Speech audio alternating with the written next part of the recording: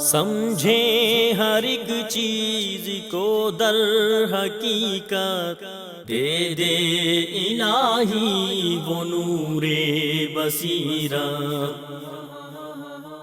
الحمدللہ وحدہ والصلاة والسلام علی من لا نبی بعدہ، اما بعد فاعوذ باللہ من الشیطان الرجیم، بسم اللہ الرحمن الرحیم۔ قل هو اللہ احد اللہ الصمد لم یلد ولم یولد ولم یکن لہ کفوا احد۔ محترم ناظرین، السلام علیکم۔ سورۃ الاخلاص کی تفسیر کے حوالے سے آپ کی خدمت میں حاضر ہوا ہوں۔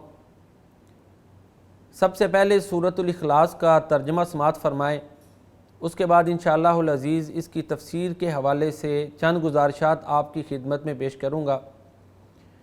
قل هو اللہ احد، کہہ دو وہ اللہ ایک ہے، اللہ الصمد، اللہ صمد ہے، سارے اس کے محتاج ہیں اور وہ کسی کا محتاج نہیں۔ لم یلد ولم یولد، نہ اس نے کسی کو جنا اور نہ وہ کسی سے جنا گیا ہے۔ ولم یکن لہ کفوا احد، اور نہ ہی کوئی اس کا برابر ہے۔ سورۃ الاخلاص کا تعارف اگر ہم جاننا چاہیں تو وہ اس طرح ہوگا کہ سورۃ الاخلاص جو ہے اس کی 4 آیات ہیں، 15 الفاظ ہیں اور 47 حروف ہیں۔ قرآن کریم کی جو موجودہ ترتیب ہے، جس کو ترتیب مصحف کہتے ہیں، اس میں یہ 112ویں نمبر پر واقع ہے، اور تفسیر عروۃ الوثقیٰ کے مطابق یہ 22ویں نمبر پر نازل ہوئی تھی سورۃ الاخلاص۔ سورۃ الاخلاص کیوں نازل ہوئی، اس کا سبب کیا ہے، کتب تفاسیر اور کتب احادیث میں موجود ہے کہ جب پیارے نبی کریم صلی اللہ علیہ وآلہ وسلم نے مشرکین مکہ کو ایک اللہ کی عبادت کی دعوت دی تو انہوں نے پوچھا کہ اے محمد صلی اللہ علیہ وآلہ وسلم، آپ جس اللہ کی طرف بلاتے ہیں اس کا نسب کیا ہے؟ انسب لنا ربک، ہمارے لیے اپنے رب کا نسب بیان کرو۔ تو پھر اللہ عز و جل نے یہ سورۃ الاخلاص نازل فرما دی۔ قل هو اللہ احد، یہ نسب پوچھتے ہیں، اے محمد صلی اللہ علیہ وآلہ وسلم آپ ان کو فرما دیں کہ وہ اللہ ایک ہے، اللہ الصمد، سارے اس کے محتاج ہیں، وہ کسی کا محتاج نہیں۔ لم یلد ولم یولد، نہ اس کے ماں باپ ہیں نہ اولاد ہے، تو نسب کہاں سے؟ نسب کا تو سوال ہی پیدا نہیں ہوتا۔ وَلَمْ يَكُنْ لَهُ كُفُوًا أَحَدٌ، کوئی اس کا برابر نہیں ہے، کوئی اس کا ہمسر نہیں ہے۔ ایک اور چیز، یہ جو سوال مشرکین مکہ نے کیا تھا نا، اس سے ایک اور چیز بڑی قابل غور واضح ہوتی ہے، اور وہ یہ ہے کہ دیکھیں ان کی سوچ کس حد تک محدود تھی۔ یہ جو فکر تھی نا، آپ کہہ لیں مادی دنیا تک محدود تھی، کہ انہوں نے جو معبودان باطلہ بنائے ہوئے تھے، حبل، لات، منات، عزا، تو چنانچہ اللہ تعالیٰ کو بھی انہوں نے انہی پر قیاس کیا۔ تو ان کی سوچ ایک ایسے معبود تک محدود ہو کر رہ گئی تھی جو محسوس ہوتا تھا۔ علامہ اقبال شاعر مشرق حکیم الامت نے شکوہ میں اس بات کو بڑے آسان انداز میں بیان کیا۔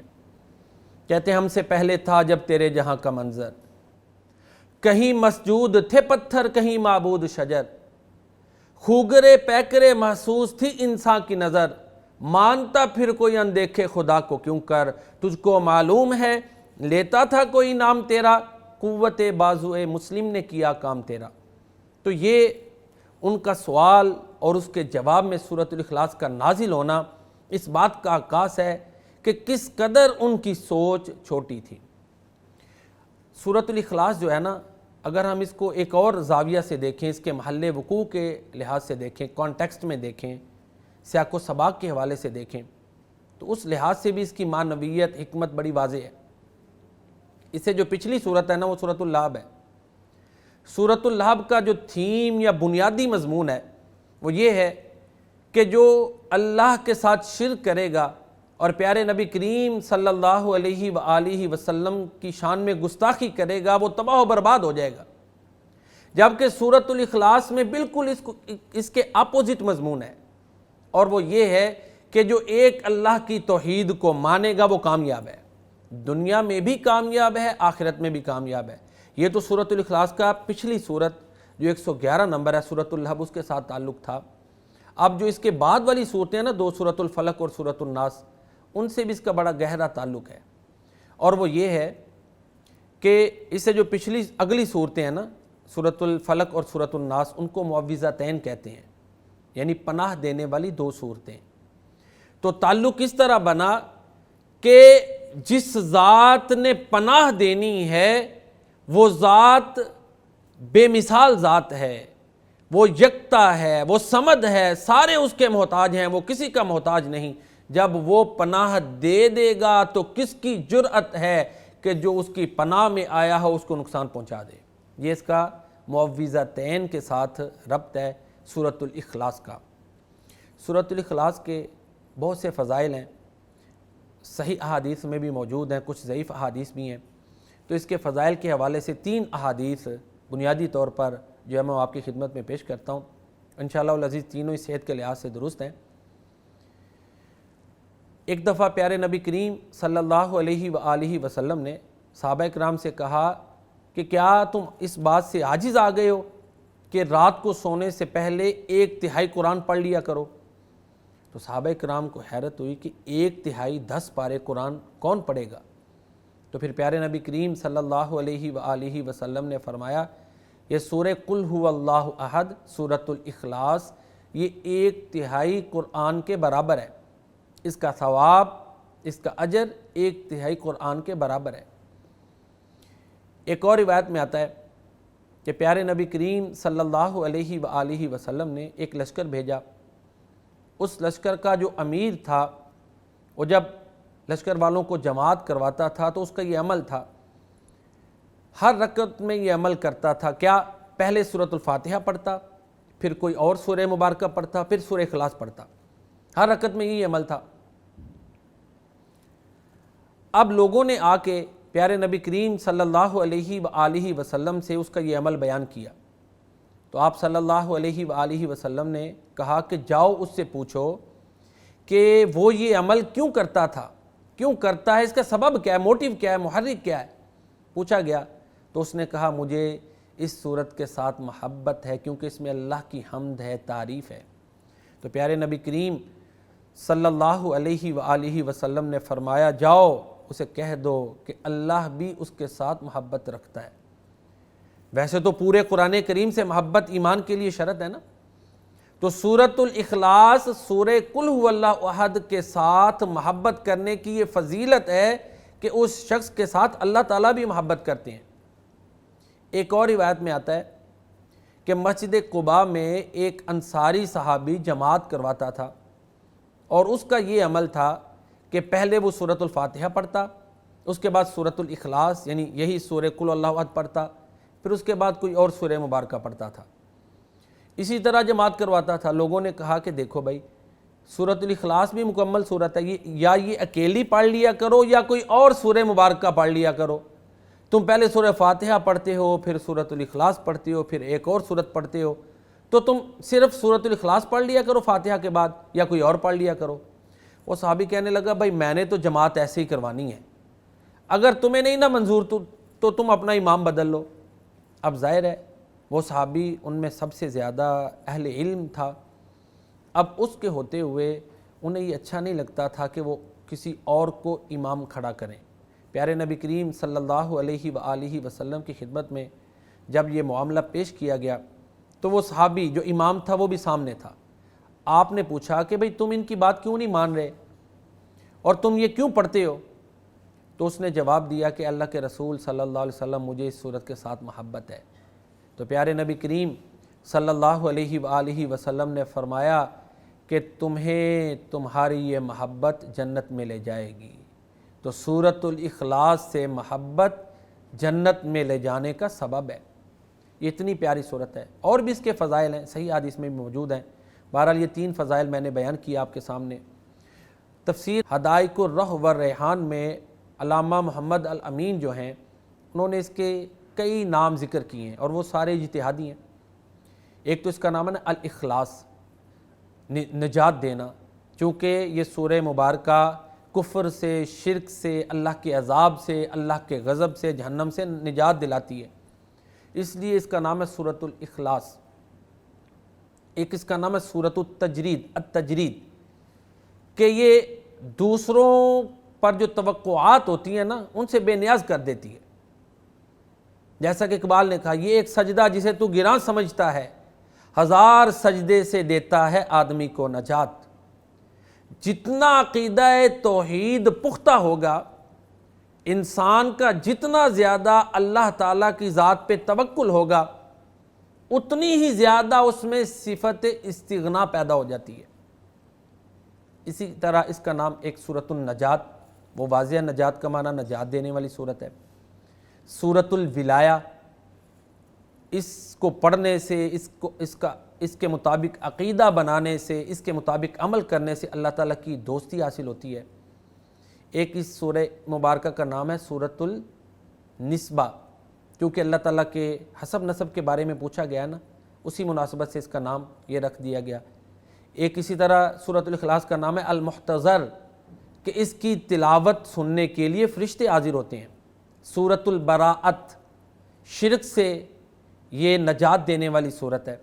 سورۃ المعوذہ، پناہ دینے والی، المعوذتین تو ہیں نا، سورہ اخلاص کو ملائیں تو المعوذات، تینوں کو المعوذات بھی کہتے ہیں، پناہ دینے والی صورت۔ المانعہ، روک دینے والی، یعنی شر کو روکنے والی، شرک کو روکنے والی صورت۔ تو یہ چند اس کے نام ہیں جو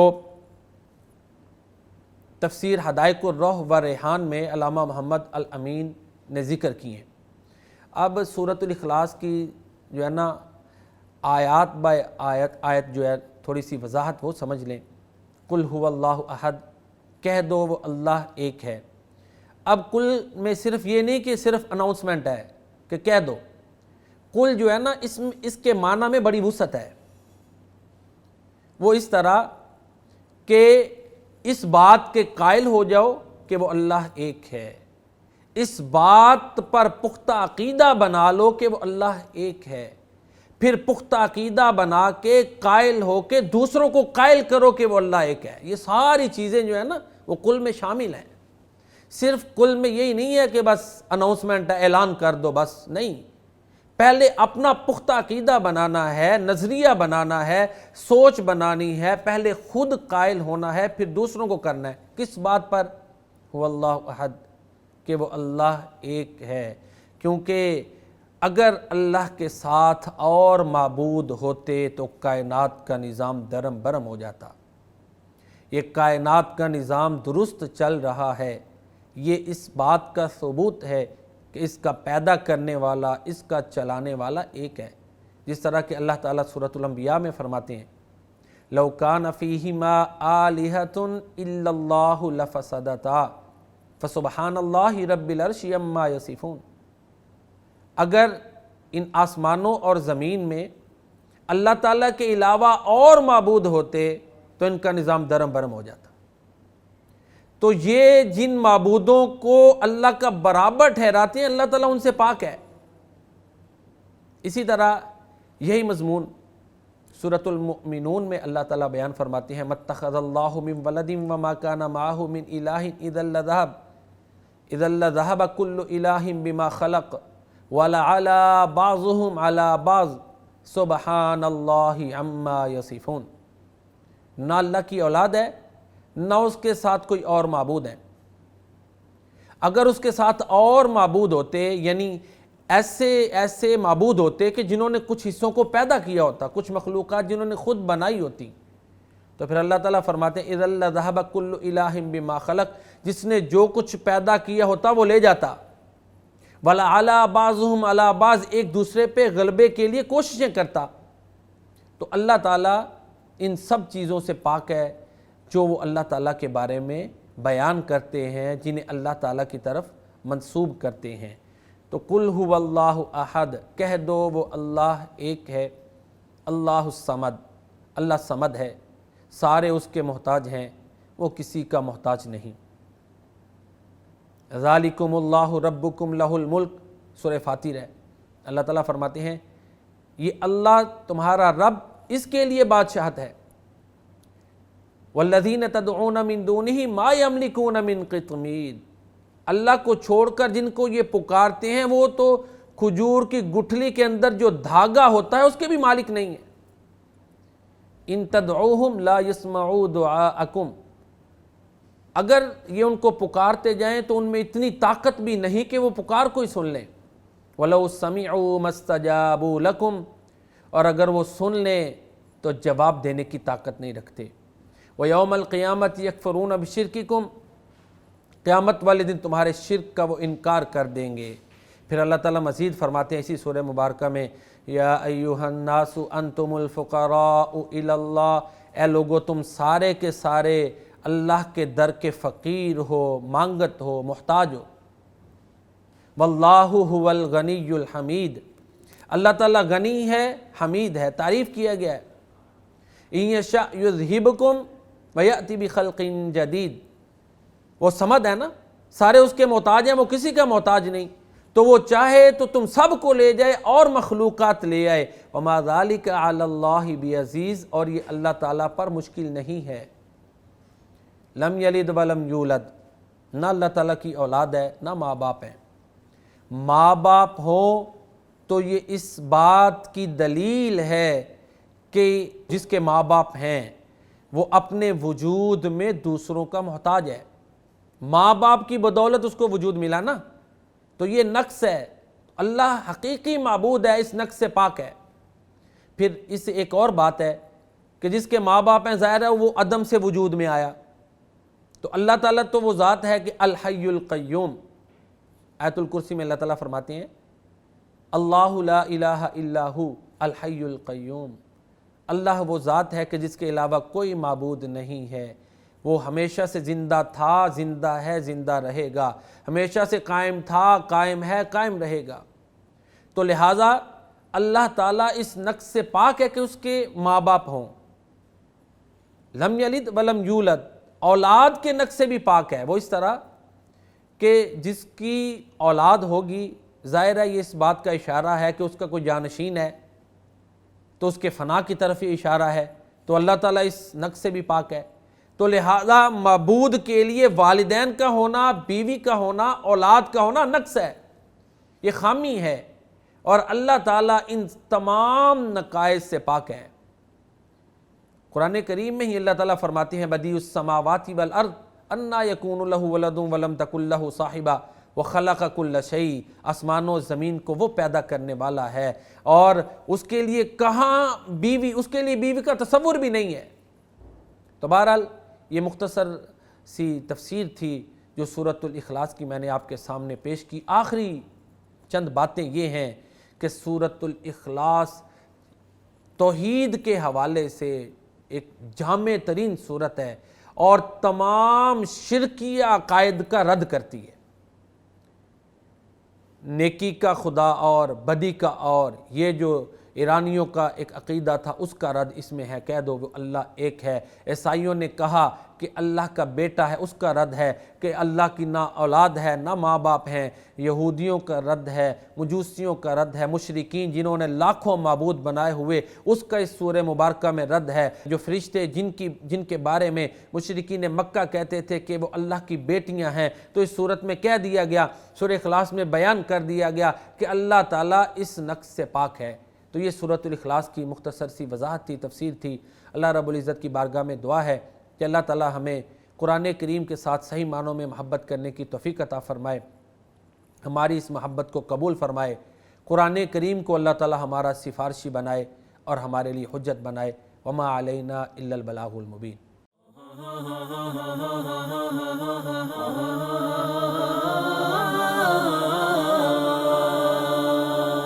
سمجھیں ہر ایک چیز کو در حقیقت، دے دے الہی وہ نور بصیرت۔